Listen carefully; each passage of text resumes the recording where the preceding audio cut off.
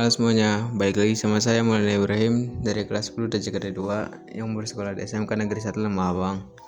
Hari ini kita bakal lanjutin series belajar networking kita.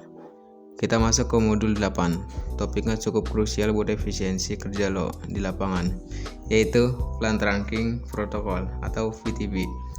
Oke, biar terstruktur, ini list pembahasan kita hari ini. 1. Pengenalan VTP atau Plant Trunking Protocol. 2. Persiapan dan konfigurasi terang. 3. Konfigurasi VTP, server, client, transparent. 4. Pengujian sinkronisasi. 5. Masalah revision number. 6. Solusi mengatasi revision number, solving. 7. Studi kasus and latihan soal. 8. Mapping port ke VLAN. 9. Routing interVLAN, router on a stick. 10. DHCP server pada router. 1. Pengenalan VTP Plant Trunking Protocol. Definisi: protokol untuk memudahkan manajemen VLAN di banyak switch. Analoginya, jika ada 9 switch dan butuh 200 VLAN, kita tidak perlu buat satu-satu di setiap switch. Cukup buat di satu switch server, maka yang lain klien akan mengikuti otomatis. 3 mode VTP. 1. Server, bisa buat, ubah, dan hapus VLAN. 2. Client, hanya menerima informasi VLAN dari server, tidak bisa buat sendiri. 3. Transparent, tidak sinkron dengan yang lain, hanya meneruskan informasi VTP mandiri.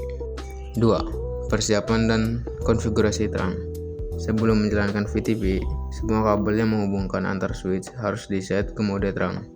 Perintah, interface, nama underscore port, lalu switch port mode terang.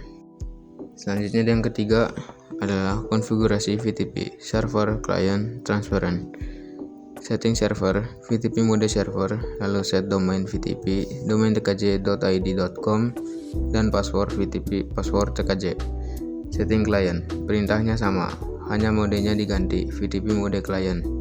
Setting transparent, gunakan perintah VTP mode transparent. Penting, nama domain dan password harus sama di semua switch agar bisa sinkron. 4. Pengujian sinkronisasi. Kita mencoba membuat VLAN 2A dan VLAN 3B di switch server. Hasilnya, switch client otomatis memiliki VLAN tersebut tanpa dikonfigurasi ulang. Switch transparent terbukti tidak ikut berubah karena sifatnya yang mandiri. 5. Masalah revision number. Setiap perubahan VLAN menambah nilai configuration revision. Bahayanya, jika kita memasukkan switch bekas yang memiliki revision number lebih tinggi ke jaringan, switch tersebut bisa menimpa dan menghapus seluruh VLAN yang ada di jaringan utama. 6. Solusi mengatasi revision number, solving. Cara mereset revision number menjadi 0 adalah dengan mengubah mode switch tersebut ke transparent terlebih dahulu, lalu kembalikan ke mode server atau client. 7. Studi kasus dan latihan soal. Kita membuat topologi besar dengan satu router atau 2811, 4 switch, 24 PC yang dibagi ke VLAN 10 sampai 70. Setiap VLAN memiliki segmen IP sendiri, 10.10.0.0.0/24 dan seterusnya. 8. Mapping port ke VLAN. Kita masukkan port switch ke VLAN masing-masing menggunakan perintah interface, range, dan switch port access VLAN ID.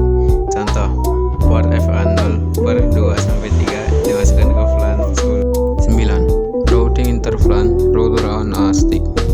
Agar antar VLAN bisa saling ping, router dikonfigurasi menggunakan subinterface. Setiap subinterface, contoh FA0/0.10, diberi perintah encapsulation.1key ID dan IP gateway. 10. DHCP server pada router. Kita mengatur agar semua PC mendapatkan IP otomatis melalui perintah IP DHCP pool di router, meliputi pengaturan network, default, router, dan DNS server.